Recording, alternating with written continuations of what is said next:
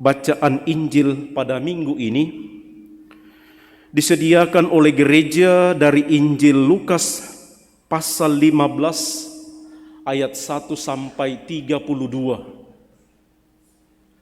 Tetapi disediakan juga versi singkatnya ayat 1 sampai 10. Dan versi singkat inilah yang kita dengarkan dan baca pada sore hari ini.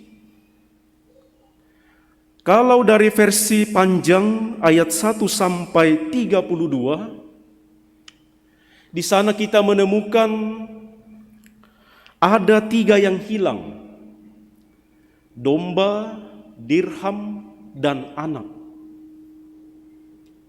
Juga dari bacaan itu kita membaca ada upaya dari pemiliknya untuk mencari dan menemukan yang hilang itu. Dan ada sukacita ketika yang hilang itu ditemukan kembali. Kisah ini, ibu bapak saudara-saudari, dibentangkan oleh Yesus dan dicatat oleh Lukas dalam Injil hari ini ketika Yesus berhadapan dengan orang-orang Farisi, ahli-ahli Taurat yang bersungut-sungut melihat dan menyaksikan sikap dan perilaku Yesus. Yesus yang bergaul dan membawa orang-orang yang dianggap berdosa datang dekat dengan Dia.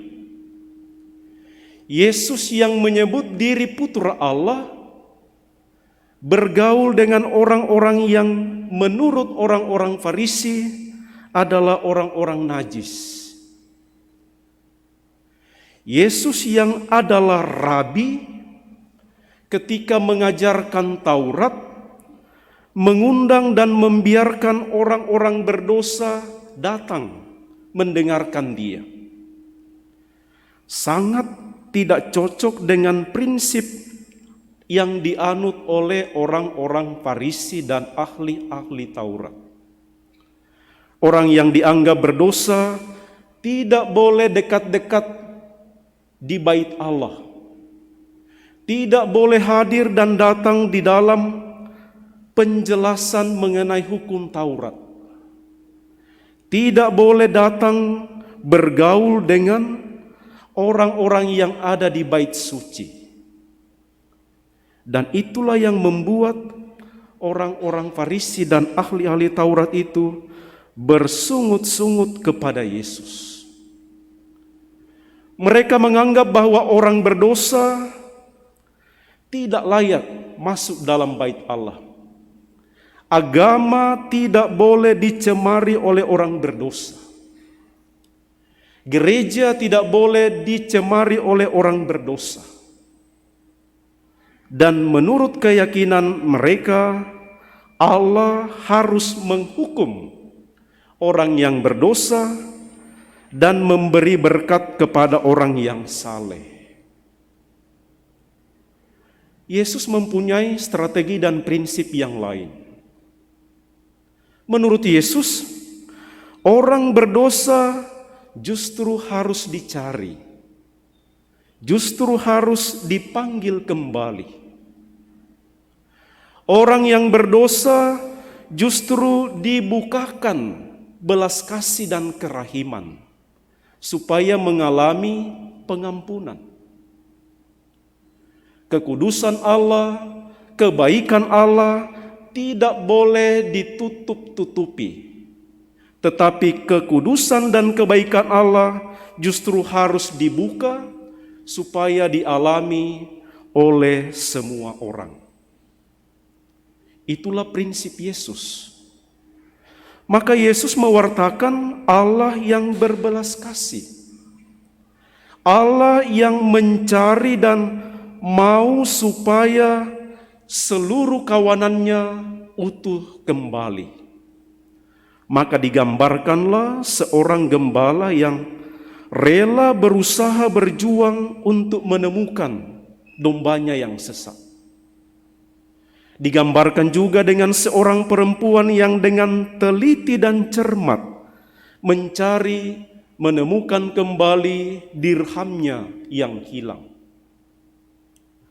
Dengan demikian, ibu bapak saudara-saudari sekalian, Yesus mengajarkan kepada kita bahwa setiap orang bernilai tinggi di hadapan Allah. Semua manusia mempunyai nilai harga yang mahal untuk dijaga dan dipelihara. Maka bacaan kitab suci Injil hari ini memberikan kepada kita, mewartakan kepada kita Allah yang mengasihi dan berbelas kasih. Entah berapa yang hilang, entah berapa yang berdosa, itu tidak penting. Yang penting untuk kita renungkan hari ini adalah Allah selalu rindu dan ingin menemukan kita kembali untuk diselamatkan. Barangkali perbandingannya tidak seimbang. Kalau kita menjadi DPO oleh polisi, pasti menjadi berita yang menakutkan, kabar yang tidak enak. Tetapi kalau kita menjadi DPO-nya Tuhan Allah, maka itu adalah kabar gembira. Kita menjadi daftar pencarian orang yang selalu dicari oleh Allah untuk diselamatkan. Bukan dicari untuk ditangkap dan dihukum.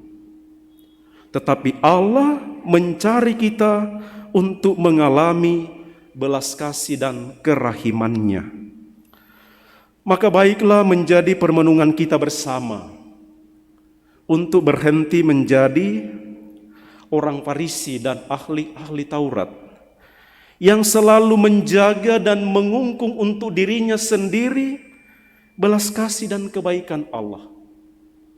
Tetapi mari kita membiarkan belas kasih dan kerahiman Allah itu dibuka kepada semua orang. Membiarkan supaya semua orang mempunyai akses yang sama menerima dan mengalami kerahiman dan belas kasih Tuhan. Dan sekaligus menjadi pertanyaan bagi kita bersama, apakah kita menjadi orang-orang yang rela juga, mau juga mencari dan menemukan saudara-saudari kita yang barangkali sudah sesat, yang sudah jatuh dalam dosa? Ataukah justru kita biarkan saja mereka hilang, biarkan saja mereka tidak bergaul dengan kita? Mari kita mohon dalam perayaan Ekaristi ini, ibu bapak saudara-saudari sekalian, semoga kita seperti Rasul Paulus dalam bacaan kedua, menyadari diri orang berdosa, tetapi karena dikasihi dan menerima belas kasih dari Allah, maka membuat dirinya, Rasul Paulus itu membuat dirinya menjadi contoh dan teladan di dalam hidup beriman.